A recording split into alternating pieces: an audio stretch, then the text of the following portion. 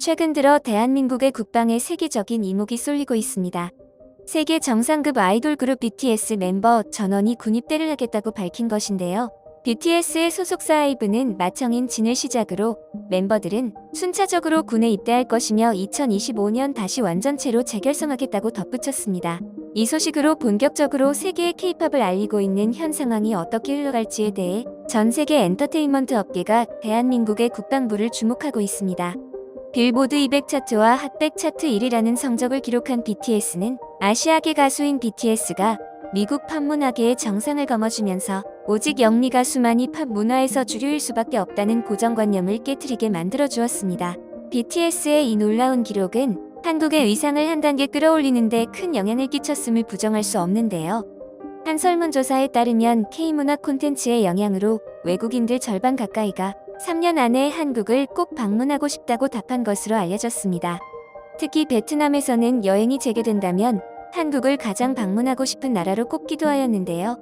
BTS가 전원 군입대를 한다는 발표를 하자마자 세계 언론들은 놀라움을 금치 못하였습니다.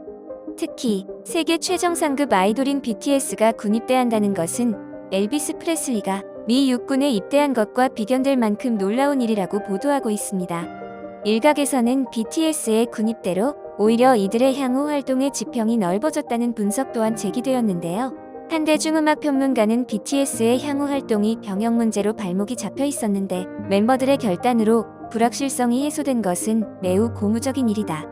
전 세계가 주목하는 아이돌 스타도 국방의 의무 앞에서는 평등하다는 사실은 한국의 다른 보이그룹들의 앞으로 활동 전략에 참고할 만한 사례라고 말하고 있습니다. 그리고 이미 K-팝은 성장의 궤도에 올라와 있어 BTS의 활동 공백이 있어도 K-팝 전체에 부정적인 영향력을 미치지는 않을 것이라고도 전망하고 있습니다. 특히 BTS는 음악계뿐만 아니라 기후나 환경, 인종차별 문제 등 다양한 사회 문제들에 대하여 세계인들에게 깊은 영향을 주고 있는데요. 작년 BTS는 유엔 총회 연설에서 청년과 기후변화, 코로나 위기 극복에 대한 이야기를 하였습니다. 특히 미래 세대를 웰컴 제너레이션이라고 칭하며 새로운 길을 향해 희망을 잃지 말고 나아가라는 메시지를 전했습니다. 올해 초에는 바이든 미국 대통령을 만나 아시아계 혐오 범죄 근절에 대하여 애기하는 등 이렇게 세계적으로 선한 영향력을 미치는 BTS의 군입대 결정에 전 세계 청년들과 묵묵히 국방의 업무를 수행하고 있는 우리 군장병들에게 깊은 울림을 전해주고 있습니다. 이와 같은 결정에 해외 BTS 팬 아미들의 반응은 이러한 결정에 아쉬워하지만 그들의 입장을 존중해 주었는데요. 한 BTS 팬 커뮤니티에서는 BTS의 군입대 결정에 대한 아미들의 반응이 올라왔습니다. 2025년 그들이 우리에게 돌아올 때까지 기다릴 것입니다. 그들의 결정에 대한 아쉬움이 있지만 군입대와 관련한 모호한 활동 계획이 해소되어 매우 안심입니다. 앞으로 그들의 안전을 위하여 기도할 것입니다. 모두들 상황이 이렇게 흘러갈지 알고 있었다고 생각합니다. 이로 인하여 BTS에 대한 정치적 논쟁이 끝나길 바라며 까까머리 BTS를 볼 수 있기를 고대하고 있습니다 등 전 세계 아미들은 BTS의 결정을 존중하고 여전히 그들에 대한 변함없는 사랑과 지지를 보여주고 있습니다. BTS 팬클럽 이름에서도 알 수 있듯이 전 세계 아미들은 우리 BTS의 안전한 전역을 위하여 우리 대한민국 국방에 많은 관심을 가지고 우리 대한민국 국방부를 주목할 겁니다. 세계가 한국의 국방에 주목하는 또 다른 이유로는 바로 한국의 방위산업입니다. 최근 대한민국 방위산업의 역사에 한 획을 긋는 사건이 일어났는데요. 대한민국 방위산업 역사상 최대 금액인 148억 달러 규모의 방산무기 수출 계약이 체결되었던 것입니다. 이 수출 계약을 주도했던 마리우시 부아슈차크 폴란드 국방장관은 우리들이 원하는 조건을 맞출 수 있는 유일한 결론은 한국뿐이었다라는 발언을 하였는데요. 한국 무기를 쇼핑하고 있는 국방장관이 연신 싱글벙글한 채로 K방산 무기를 구경하고 있는 모습이 무척 인상 깊습니다. K방산 무기에 감동한 폴란드는 한국과 또 다른 계약도 이어나갔습니다. 한국의 K2 전차, K9자 주포, FA50 경공격기 도입 계약을 체결한 이후 최근 국산 다연장 로켓 천무를 약 300문 추가로 도입하기로 밝혔습니다. 미국의 다연장 로켓 하이마스가 뛰어난 성과를 올리자 무기 도입이 시급한 폴란드가 성능과 생산 능력을 갖춘 천무를 대량 구매하였다는 분석입니다. 이 또한 한국의 합리적인 가격과 탁월한 성능이 뒷받침되었기에 추가적인 계약이 성공이 되었다고 말하고 있습니다. K방산의 대박 신화는 폴란드를 넘어 슬로바키아, 리투아니아 등 동유럽 전역으로 이어갈 조짐을 보이고 있습니다. 최근 유럽 각국은 무기체계 수요 증가에 따른 K방산 무기에 관심을 갖게 되었는데요. 9월 21일 대한민국 방위산업전에서 슬로바키아, 리투아니아 국방장관 측은 한국산 무기체계 도입에 대해 중점적으로 논의를 이어나갔다고 합니다. 폴란드와 국경을 접하고 있는 리투아니아, 슬로바키아 관계자들도 폴란드 국방부 장관의 연신 싱글벙글해하는 모습을 보고 장관 표정을 보니 우리도 한국 무기를 도입해야겠다고 확신을 가졌다는 후문이 있습니다. 폴란드를 물꼬로 동유럽 전역으로 나아가서는 전 세계로 한국 무기가 수출되어가는 그림이 그려지고 있습니다. 해외 유수 언론인 포춘지에서는 한국의 다음 수출붐은 반도체나 K-팝에 있지 않을 것이라는 제목으로 한국의 방위 산업에 대한 기사를 보도하였는데요. 한국은 무기 거래와 관련하여 세계적인 화제를 모으고 있습니다. 7월 27일 한국은 사상 최대의 수출 계약을 체결하였습니다.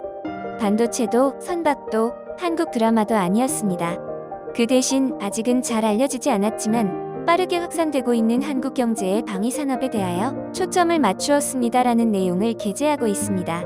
한국의 방위 산업은 1975년 47만 달러 규모의 M1 소총, 탄약의 필리핀 첫 수출을 시작으로 47년이 지나는 세월 동안 기술력은 말 그대로 상전벽해하게 되었습니다.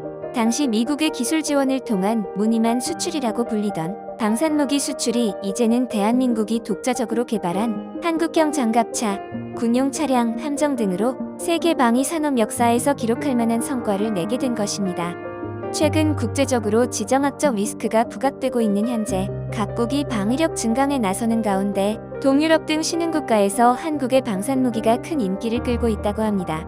그 이유로는 한국의 방산무기는 가격은 합리적이나 성능은 탁월하고 납품 또한 확실하여 믿을 수 있기 때문입니다. K방산무기는 이미 전 세계를 무대로 진격하고 있습니다.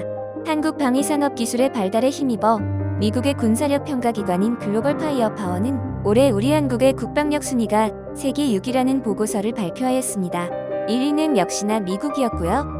2위는 러시아, 3위는 중국, 4위는 인도, 5위는 일본, 6위가 대한민국입니다.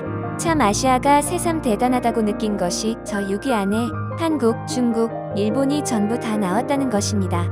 대한민국은 마치 전교 6등인데 반에서는 3등이라는 다소 억울한 결과가 나온 것 같은데요. 우리보다 순위가 높은 나라 몇몇을 보자면 전부 인구가 1억이 넘고 경제 규모도 큰 차이가 나는 나라들인데 그 나라들 틈에서 인구 5천만 명이 겨우 넘는 대한민국이 6위를 기록했다는 것은 상당히 자랑스러워야 할 사실이라고 생각합니다. 이번 역대급 규모의 방산 계약을 맺은 폴란드는 한국과 역사적으로 매우 유사한 점이 많습니다. 우리 대한민국이 일본에 의해 식민 지배를 받고 자유민주주의와 사회주의 진영의 충돌로 인하여 한국전쟁이 발발하여 국토가 십자포화되었던 것처럼 폴란드는 러시아, 오스트리아, 독일 3국에 의해 123년간 분할 지배를 당하고 세계대전의 발화점이 되었으며 강제 수용소의 아픈 역사를 가진 나라입니다. 역사적으로 유사성이 많았던 폴란드가 우리들의 방산무기를 구입한 것은 매우 현명하고 전략적인 판단이라고 생각하고 앞으로도 두 나라의 국방력 강화를 위해 많은 부분에서 협력이 이어나갔으면 좋겠습니다. 시사를 꼬집어보는 시사꼬집. 오늘 영상 여기까지입니다. 모두들 행복한 하루 되세요. 감사합니다.